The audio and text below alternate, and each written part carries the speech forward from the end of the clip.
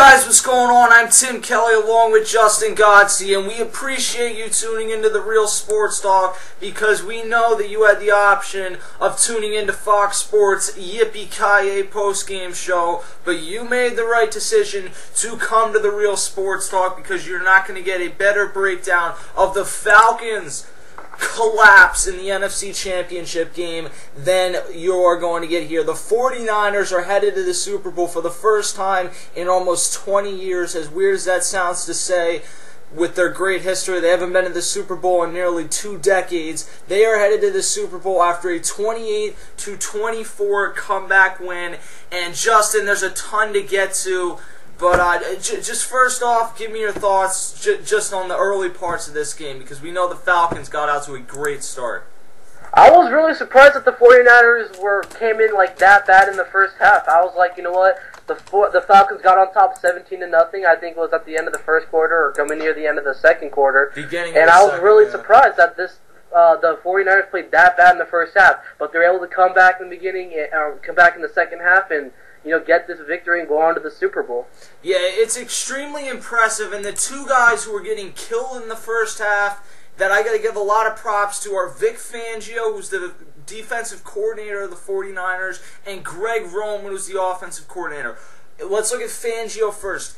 Julio Jones was tearing up Carlos Rogers, Deshaun Goldson, and the entire secondary of this San Francisco 49ers team. He had over 100 yards in the first quarter, ended up with 148 in the entire game. So they were able to make the necessary adjustments. He had 2 touchdowns, but one of them came in the first, and then the second one came like the second play in the second quarter. So they were able to make those adjustments defensively and slow down Matty Ice and this Atlanta offense, and the rushing game for Atlanta really never got started. And then for Greg Roman, down 17-0, he put the ball in Colin Kaepernick's hand and did the smart thing and had him hand it off, dink and dunk your way down the field. Michael Crabtree played pretty well.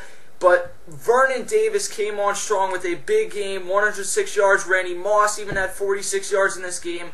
What Greg Roman did was he did not put a ton of pressure on Colin Kaepernick. He took it slow, got back to the basics of running the game, or running the ball in this game, and that's what allowed them to get within 10 at half. And then in the second half, the 49ers defense stepped up big time. There was some controversial calls that had Jim Harbaugh flipping out, but in the end, Matt Ryan and the Falcons fall short on a 4th and 4, which to me looked like pass interference from Navarro Bowman. I understand it was within 5 yards, but it still looked like pass interference to me. Either way, though, Justin, San Francisco 49ers are going to represent the NFC in the Super Bowl in 2 weeks. Just a ton to sink in there. Yeah, who actually thought that a quarterback from Nevada, Colin Kaepernick, who was a backup quarterback last year, would come into this season, light it up, and lead this 49ers team to a Super Bowl? This is really amazing. I think this is going to be one of the most interesting Super Bowls we've seen in recent years, because when you look at the recent years, the Super Bowl has been dominated by the Patriots, the Steelers, and I guess you can throw in the Green Bay Packers in that one Super Bowl.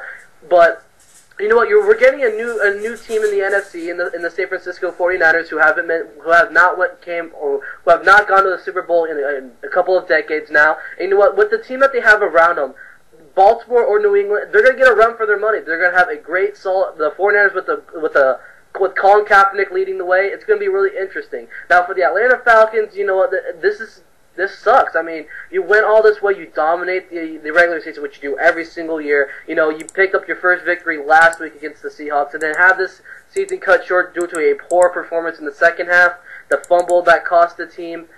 I don't know what is back to the drawing board for Matt Ryan, and the running game was just not really connecting. Michael Turner left in the second quarter.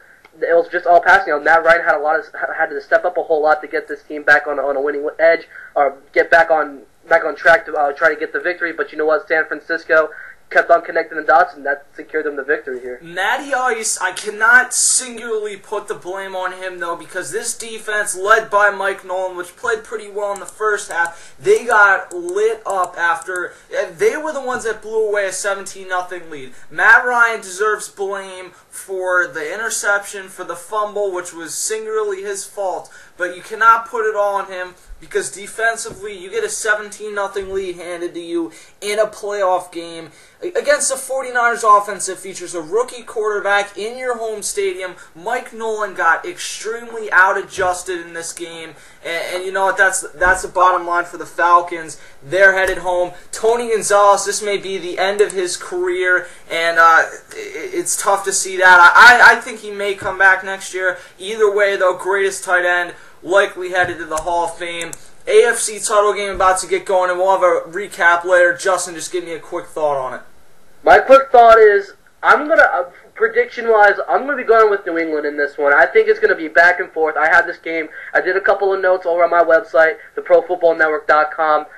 I really think that it's going to be a back-and-forth type of action, Tom Brady and Joe Flacco. But you know what? I had the New England Patriots squeezing it out in overtime, 27-24 over Baltimore. I think Joe Flacco, Ray Lewis, and the Ravens finally get over the hump, get to the Super Bowl, and we are going to see a Harbaugh Bowl. Not because I need to see a Harbaugh Bowl, but because I really do think that is what's going to happen. Should be an exciting game. We'll be back with a recap later on. I'm Tim, he's Justin. This is The Real Sports Talk. Subscribe, follow us on Twitter at CashKelly_TRST and at TheJustinGodsey, and we'll catch you guys later.